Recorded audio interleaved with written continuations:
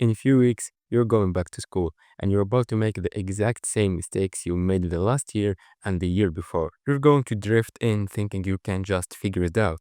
And in doing so, you will just waste the single most valuable opportunity you have, the power of a true beginning. The first 2 weeks of the school year are a leverage point. They define the entire trajectory of your success for the next 9 months.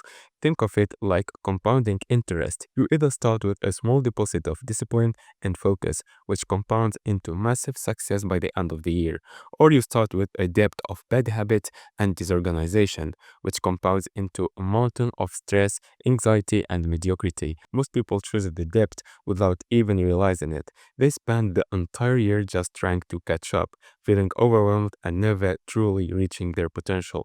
This video is your intervention. It's your chance to choose the other path. We're not just going to talk about simple tips. We're going to install a completely new operating system. Here are the non-negotiable things you must fix now, or I promise you, you will regret it. First, most importantly, we have to fix your sleep. Right now, it's probably completely destroyed. You've been staying up until 2 a.m. scrolling, waking up at noon, and your body's internal clock, your circadian rhythm, has no idea what's going on. Trying to flip that switch from 0 to 100 on the first day of school is a recipe for absolute disaster. It's like trying to run a marathon after sitting on the couch for 3 months. Your body and brain will revolt. This isn't just about feeling tired, it's about cognitive function. Poor sleep destroys your ability to learn. It ruins your memory consolidation, which is how you actually remember what you study, and it depletes your willpower, making you far more likely to procrastinate. The solution is a deliberate 7-day reset. It's not complicated, but it's non-negotiable. For the next 7 days, pick one wake-up time.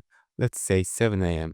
and you stick to it every single day, even on the weekend. The second your alarm goes off, you do not hit snooze. You get up and you immediately get 5 to 10 minutes of direct sunlight in your eyes. This isn't some hippie nonsense. It's a powerful biological signal that tells your brain it's the start of the day and sets your body's clock correctly.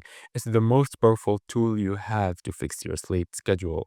Then, on the other end of the day, you must create a wind down zone. An hour before your target bedtime, all screens go off. The bright light from your phone is a signal to your brain to stay awake. You need to send the opposite signal.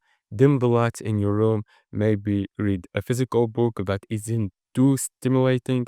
I personally found that reading fiction or philosophy works wonders. This process destimulates your brain and tells it to start producing melatonin, the hormone that makes you feel sleepy. You're not forcing sleep, you're inviting it. After a week of this, your body will be perfectly aligned and ready for the demands of school. Second, we have to kill your bigger weakness before it kills your grades. Every single student has that one subject they secretly dread. For me, it was biology. The moment I saw it on my schedule, I would feel a wave of anxiety and my brain would immediately look for an escape.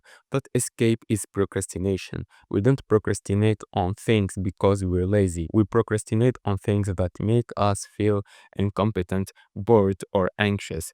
The solution is to remove that negative emotion. To do that, we attack the weakness, but we do it strategically. For the next week, you are going to spend just 10 minutes, a single, non-intimidating 10-minute block on that subject every single day.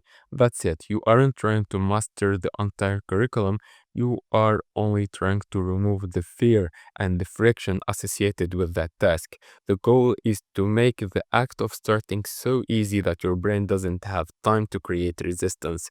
So, if it's math, you do one practice problem. If it's history, you read one page of the textbook.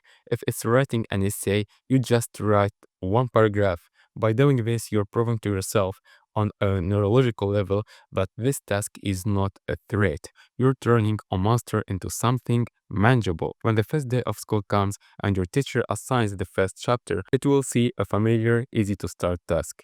Third, we have to take out the trash. So many people focus on adding good habits, but they never take the time to aggressively remove the bad ones, but are sabotaging them. It's like trying to pour clean water into a cup that's already full of mud. Your single biggest enemy is your phone and the environment you've built around it. Your environment is more powerful than your willpower, so we need to redesign it. Right now, after this video, I want you to take all your time wasting social media and environment apps and move them into a single folder on the very last page of your phone. Name the folder trash. Just by adding that small amount of friction and extra swipe and tap, you give your logical brain a chance to ask, do I really want to do this? The second part of this is charging your phone across the room, especially when you are studying or sleeping. If your phone is on the desk, you will pick it up. It's inevitable. By putting it just out of your arm's reach, you make the bad habit more difficult and you make focus the path of least resistance. This isn't just about phones, though. Look at your desk. Is it a cluttered mess? A cluttered space equal a cluttered mind. Take 10 minutes to clean it. Create space that invites focus, not chaos. Fourth, and this is a concept that changed my life, you must stop setting goals and start building systems. I want to get good grades is a wish, not a plan. It's useless goal because it's not an action you can control. A system, on the other hand, is the set of actions you control every day that leads to the goal. Your success is not found in the grand ambition of your goals. It's found in the boring, daily, repeatable executions of your systems. So, what does a system look like? It's a weekly review every Sunday night where you plan your upcoming week. It's a non-negotiable study block from 7 p.m. to 8 p.m. every single night. It's a rule where you review your lecture notes for 15 minutes within 24 hours of the class to improve retention. These are the bricks you use to build the house of your success. Your goal isn't the house. Your focus is laying one brick perfectly every single day. If you focus on the system, the goal takes care of itself. And finally, the last step that ties all of this together, you have to decide right now who you want to be this year. Are you going to be the person who talks about what they want to do, who complains about their grades, who wishes things were different? Or are you going to be the person who executes, the person who builds systems, who respects their sleep, who faces their weaknesses, and who designs an environment for success? This isn't a choice you make on the first day of school. It's a choice you make today. The person you will be in 9 months is a direct result of the systems you built and the decisions you make this week. Don't waste this opportunity. Don't look back in May with regret. Your new beginning starts right now.